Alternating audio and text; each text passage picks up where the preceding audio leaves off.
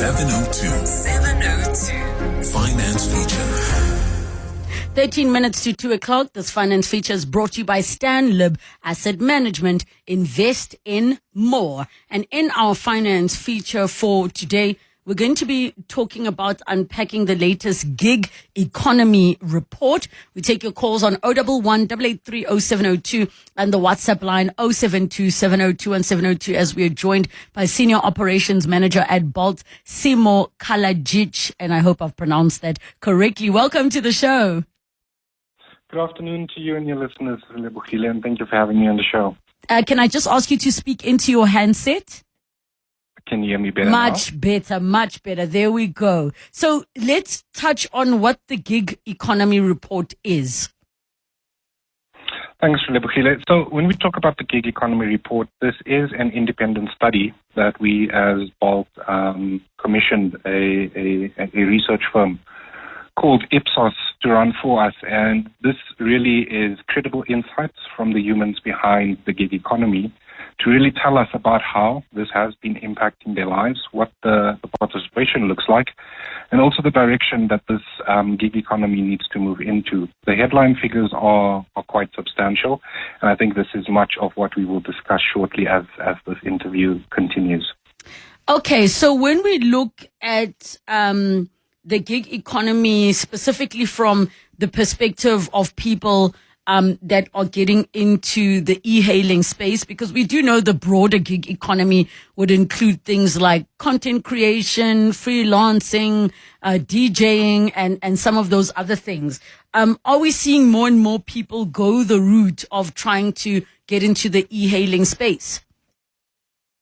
Thanks, Relebogile. So when we talk about the gig economy as a whole, and as you mentioned, it is a vast participation in terms of the industries that are involved. So when we talk about the two biggest participants of gig economy, we do see both e-commerce as well as ride-hailing or e-hailing at equal participation rates at around 29%. And thereafter, we also see it followed by your freelance work coming in at around 18%. There's also remote work participation and also micro tasks. What we do see is that the growth is accelerating more in content creation, online selling, cleaning, as well as home services, and also in the general transport, delivery, and logistics space. The common thread that we see amongst all participants is that all you really need is a smartphone and a digital platform to start earning. And this is a fundamental democratization of the economic participation, especially in a market where there is a significant challenge around formal job participation amongst the population, especially the youth. I think we've lost you. You said participation especially? In the formal job space. And this is a challenge, especially when we talk about the youth unemployment in the country as well. So let's speak specifically to the workers that are relying solely on the gig economy or gig work as their primary income, which is looking like around 30% of workers. What does this tell us? Is it something positive or not so positive? I think, honestly, it's both. And it's important to highlight that because on one side, it does show how big the gig economy is in terms of the real meaningful income opportunities it's creating at scale. The numbers today show us that we have around 1.35 million people participating in the South African gig economy, and that is pretty significant. As well as what we need to highlight on the other side is that the fact is there 30% are relying on the gig economy as their primary income, and this does reflect that genuine structural gap in the formal job market, especially amongst the youth. People are not turning to gig work because they lack the ambition. They're turning to it because the formal economy has just not kept up with the growing population that needs to enter the workforce. And what gives me genuine optimism is that most of these people actually report that their lives have been improving as a result of the participation in the gig economy. And that outcome is the realist, even in this imperfect system we find ourselves in.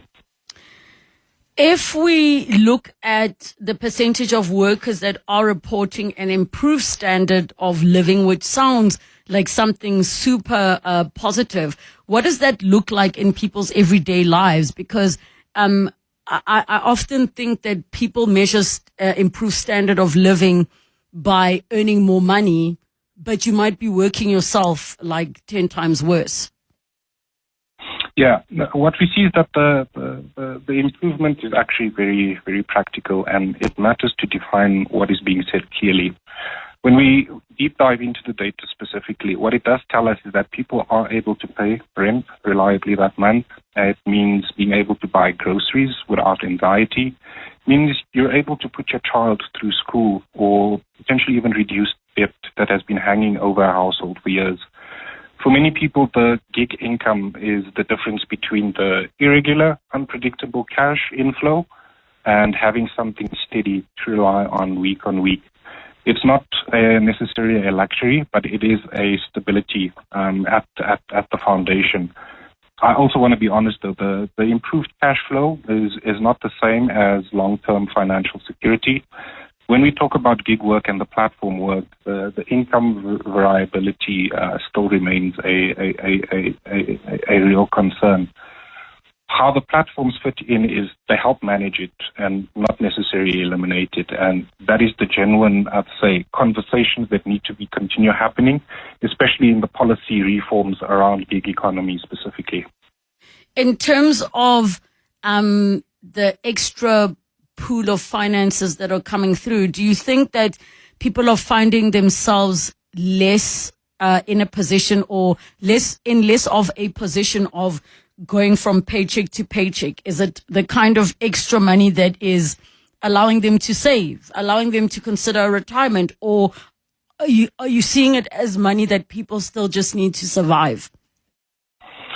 So when we look at the report as well, one clear headline was the 32% of respondents who stated that their participation is primarily being driven by the financial independence that comes with it. So I think that this finding does resonate when you think about the broader South African experience for work.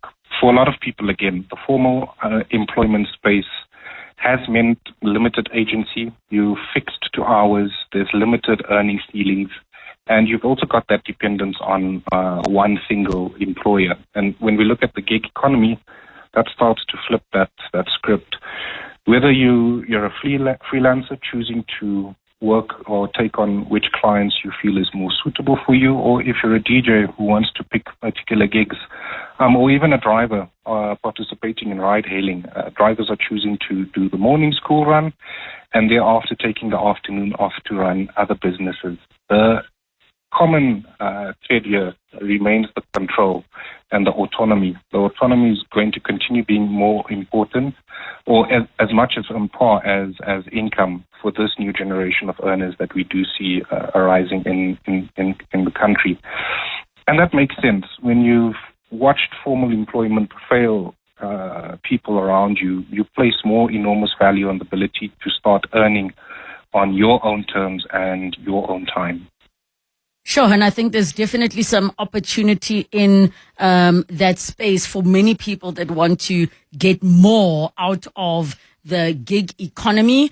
We are always talking in our finance feature in particular about different ways that people can make an extra income. So thank you so much, Simo, for chatting to us on this.